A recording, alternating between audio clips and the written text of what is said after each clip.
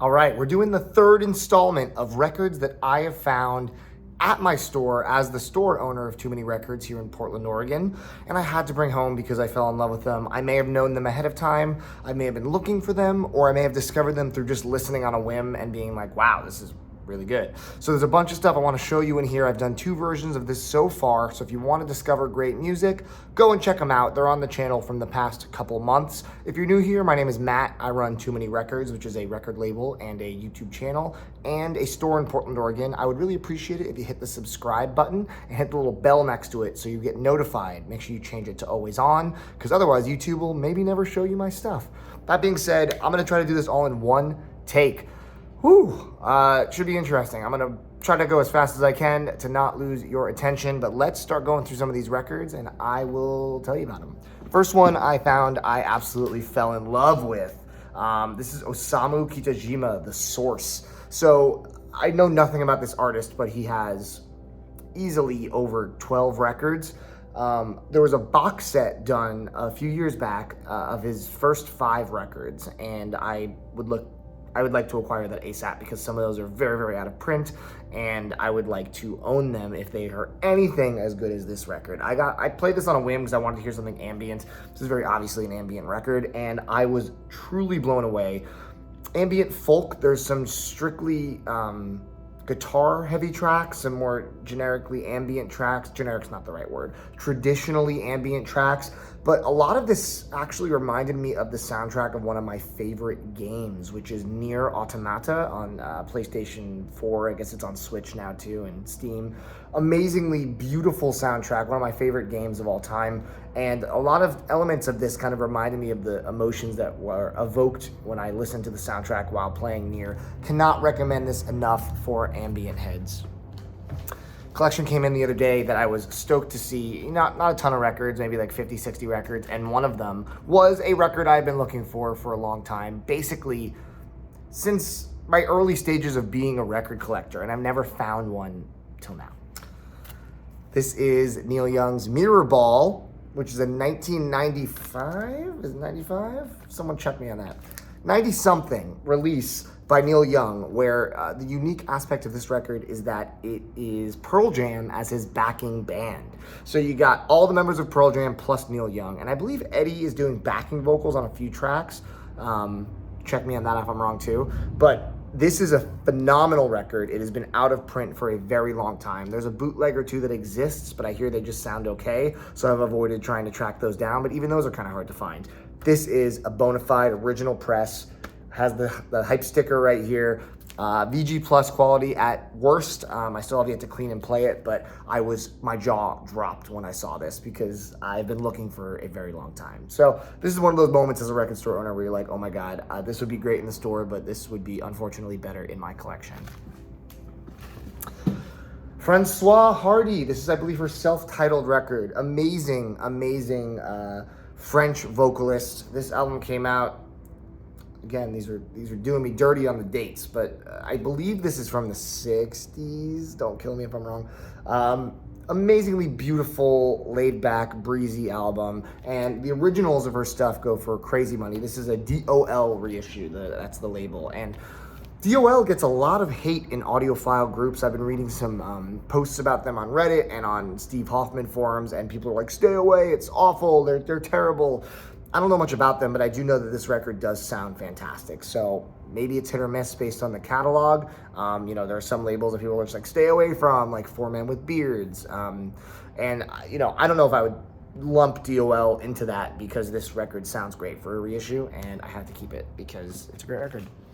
If you guys saw my episode of No Skips, the pilot episode that aired recently, you saw me go to the home of David Wagstaff, and he was raving about a certain record from the 80s. And guess who got his hands on a copy? This is the Blue Nile Hats, an amazing exploration in emotion and synths, kind of like if U2 made even more pensive and beautiful music, but without any of the cheesiness whatsoever. And that's coming from a U2 fan. This is not the best copy of all time, and this is a starter copy, I would say, because we're looking at a little bit of damage here. Obviously, this was stuck to some records in the past. It is a promo though, which is kind of sweet. The disc itself has a couple marks on it. I would say it plays almost entirely VG plus, maybe VG in one or two small segments in the first song, but ultimately I'm really stoked to have a starter copy of this since it has not had a repress in a very long time. And yeah, it's an amazing record. Wags was correct. I really love it. I can't wait to dive further into their catalog. I know they have a record that came out after this, I think 2 actually. And the most recent record with the yellow cover, I listened to some of that on Spotify and I was also blown away. So this is one of those unsung bands that if you haven't dove in and you kind of like synthy poppy stuff, that's a little heavier with a lot of emotion, like, you know, Mark Hollis's solo record from Talk Talk or Peter Gabriel, I think you would really dig this. This is an EP from Mark Farina. Mark Farina is a famous DJ known for his Mushroom Jazz series, which is a series of eclectic danceable mixes. And this is an EP, I'm trying to remember what the name of this EP is called, the Landscape EP. It's just 4 tracks and they're all extremely driving, groovy, catchy, housey tracks.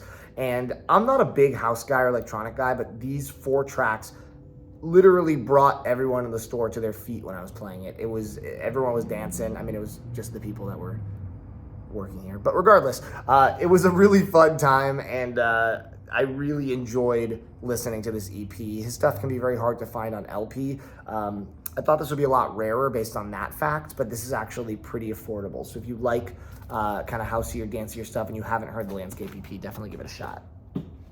Got some Motorhead reissues that came in a trade-in. I actually don't own any Motorhead, so of course I had to listen to Ace of Spades first, a true classic, arguably their best record, and this reissue from not that long ago, 2020, sounds really good.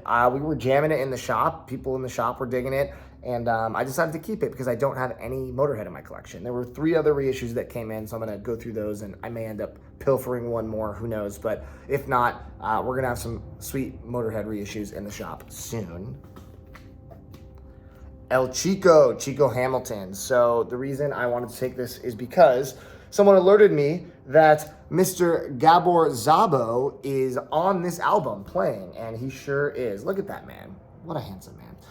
I am still very in love with all of Gabor Szabo's music, and I'm continuing to discover albums of his, and every single one is basically a hit, a home run. I think he's my favorite jazz musician if I had to pick one as a novice jazz fan. And El Chico is a really great record, and I think Gabo really adds to how fantastic the vibes of this record are. So also I love these Impulse jackets, the label being Impulse. They're like really thick and glossy, and they feel super premium. So yeah, I'm gonna take this one home with me as well. This is a band called Nothing, and Suspiciously High is the name of the album. I was intrigued by this album cover alone.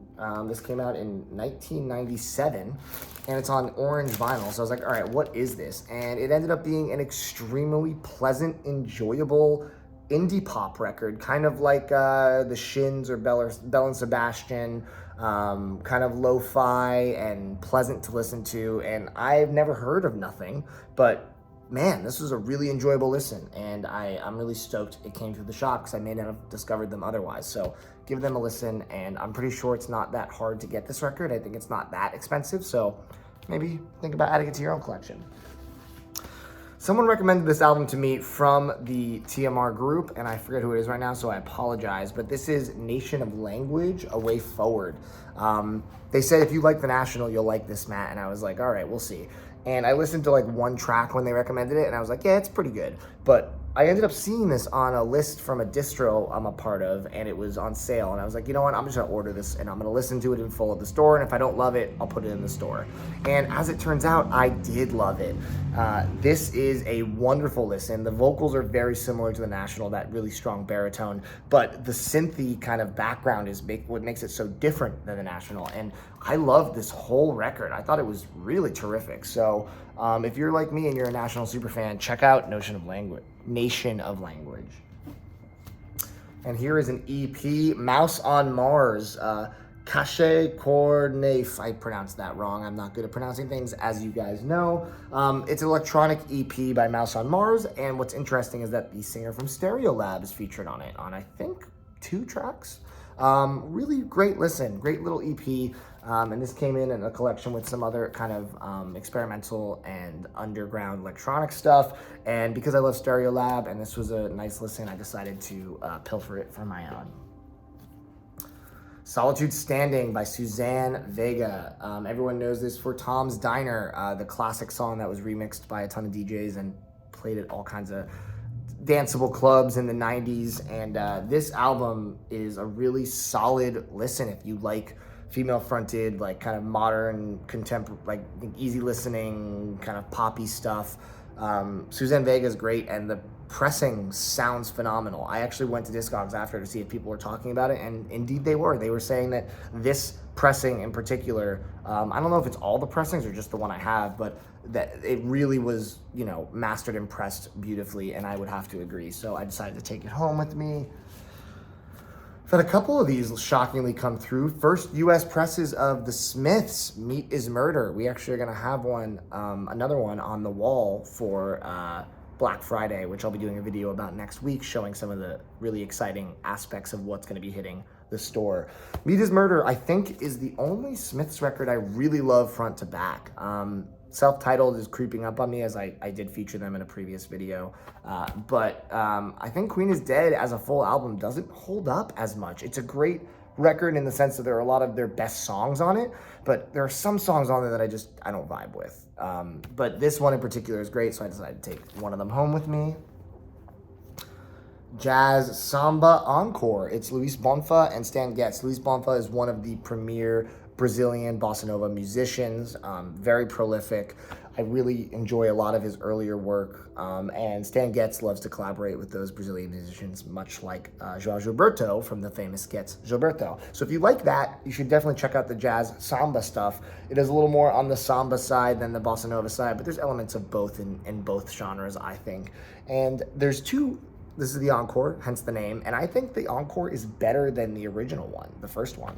And I think that might be true for most fans because this is way harder to find than the first one. So I got a copy, actually got two copies, just like Meat is Murder, and one will be in the store for Black Friday, and one will be in my collection. Really good listen if you like that kind of stuff. Y'all recognize this talent, this amazing talent right here? I didn't know that she was in another band, but this is the great Amy Mann, and this is her band Till Tuesday. I've been lucky enough to get two of her records, Welcome Home and Everything's Different Now, in the store. And if you like Amy Mann, this is just her before she went solo, and it's like just her with like a alt-rock kind of singer-songwriter type band, and it's great. Both of these records are seriously solid, and I just had no idea she was in a band prior to going solo, and look at me, now I'm learning things.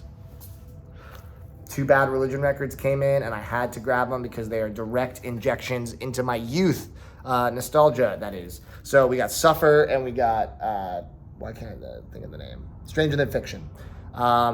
Both amazing records. Stranger Than Fiction's big song is obviously Infected, right? That's the one? Yeah.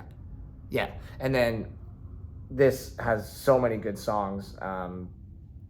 It's just like, these are like, when I was playing a lot of Tony Hawk, I Do What You Want, like absolute classic. Isn't You on one of these too? Am I crazy? Maybe I'm crazy. All right. Well, either way, these both were such nostalgic listens, and I hadn't listened to these albums in full since I was like in middle school, maybe early high school. And I re-listened to them in the shop, and man, they're just really, really solid. I'm also a punk novice, so Bad Religion's a really great gateway into punk if you don't know punk music that well. And yeah, really solid all the way through. Rainer Maria, Now Look Again. This is a early polyvinyl release, kind of emo, meandering emo, lo-fi emo stuff. Really, really beautiful listen too. I like this way more than I was anticipating upon listening to it, and I'm definitely gonna listen to more of Rainer Maria's stuff because this really impressed me quite a bit. And then a two-part bootleg. This is volume 1 and 2 of Radiohead, The Brighter North, live in Canada. This is like, these are bootlegs, but they sound as good as you could imagine or want a live recording to sound. I mean, I want to believe, I'm trying to remember what year this came out, but based on the songs, this was probably right around Idiotech. Not Idiotech, what am I saying? Insomniac. I was reading Idiotech.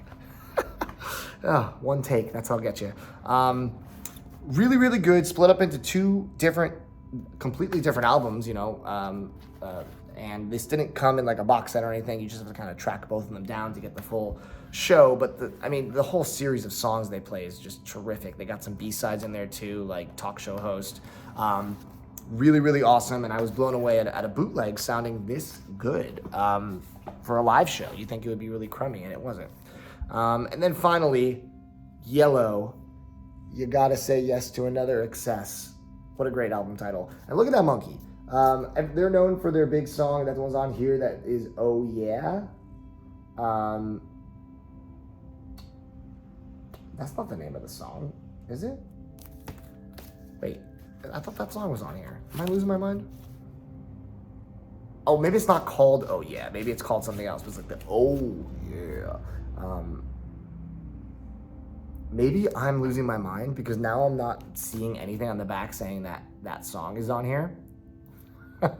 Okay, it's been a long day. So I just listened to this. It's great synth pop, and their career, apparently, after doing some research, has taken crazy leaps and twists and turns since this has come out. And they've done a lot of really interesting things into the 90s and early 2000s. And some of those later records go for hundreds and hundreds of dollars. So I'm nervous to dive into them because I really did enjoy this, and I'm very nervous to you know, want more expensive records on my want list. That's never good, but really enjoyed that too. So that was my haul for the third video. All of these are coming home with me to the collection. I passed on a lot of other things that I would really, really want, but I am being trying to be as frugal as possible when it comes to taking from the store and making sure we leave a ton of good stuff here for local customers, which I think we've been doing a great job of. So please leave a comment with your thoughts on any of the records that I just mentioned. Again, please subscribe to the channel and hit the bell. Make sure your notifications are turned on. If you're watching this far, you obviously care about what I do, which I really appreciate. And I got something that said only 6 or 7% of the people that subscribe to me have the bell turned to always on, which is why not everyone gets my videos. So make sure you did that. I hope you enjoyed this video. Next week will be a video about Black Friday anniversary sale at the store. It's gonna be a really fun one. Lots of insane grails that I've never seen before until I got lucky enough to get them in some collections. So look forward to that one. Thank you guys so much for watching, and I'll talk to you guys in the comments. Take it easy.